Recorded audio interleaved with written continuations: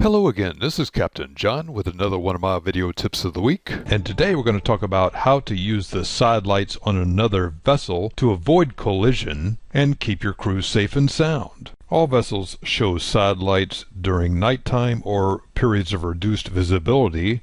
On the starboard side, they show a green sidelight. On the port side, they show a red sidelight. Now let's take a look at the three types of vessel situations that you may encounter when you are underway and in sight of another vessel.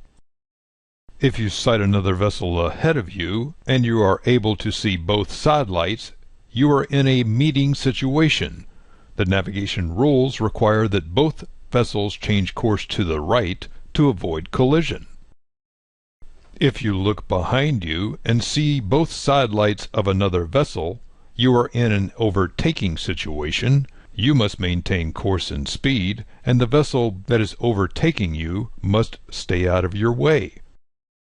In a crossing situation, one vessel crosses ahead of the other vessel. In this case, we have a vessel crossing from right to left, and notice that we can see the red sidelight of the other vessel. Use this red sidelight like you would use a red traffic light. In this case, we must stay out of the way of the other vessel and allow them to cross ahead, change course or speed, slow down or stop, in order to avoid collision.